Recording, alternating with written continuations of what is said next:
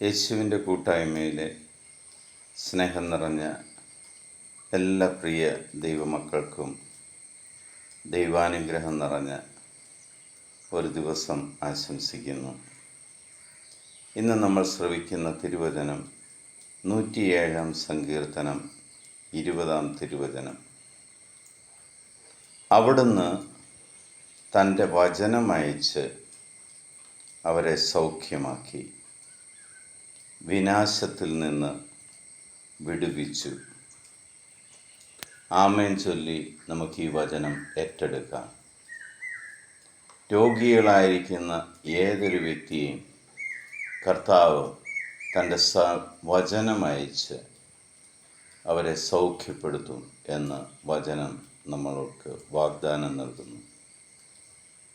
ദൈവവചനത്തിൽ അടിയുറച്ച് വിശ്വസിച്ച് ദൈവം തന്നെയാവുന്ന വചനം എനിക്ക് സൗഖ്യം നൽകിയതിന് ഞാൻ നന്ദി പറയുന്നു എന്ന് കൃതജ്ഞത പറഞ്ഞ് നമുക്ക് ദൈവത്തെ ആരാധിക്കാം.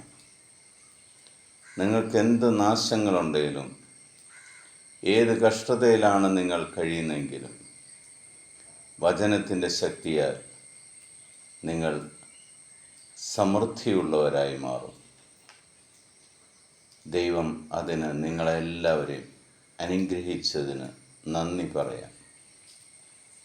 പിതാവായ ദൈവത്തിൻ്റെയും പുത്രനായ യേശു ക്രിസ്തുവിൻ്റെയും പരിശുദ്ധാത്മാവിൻ്റെയും കൃപയും അനുഗ്രഹവും സമാധാനവും എപ്പോഴും നിങ്ങളുടെ കൂടെ ഉണ്ടായിരിക്കട്ടെ. ഈ വചനത്തിൻ്റെ ശക്തിയാൽ രോഗികളായിരിക്കുന്ന എല്ലാവരും യേശുനാമത്തിൽ സൗഖ്യം പ്രാപിച്ചതിന് ദൈവത്തിന് നന്ദി പറയാം.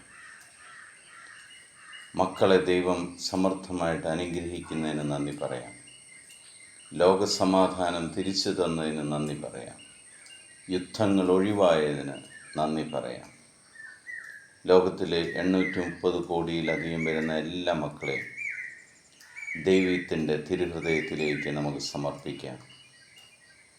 എൻ്റെ കർത്താവും രക്ഷകനും നാഥനും ദൈവവുമായ ഏക കർത്താവായ യേശു ക്രിസ്തുവിൻ്റെ സർവശക്തനും സർവാധിപനുമായ കർത്താവിൻ്റെ സമാധാനം സന്തോഷത്തോടുകൂടി നിങ്ങൾക്ക് ഞാൻ പങ്കുവയ്ക്കുന്നു.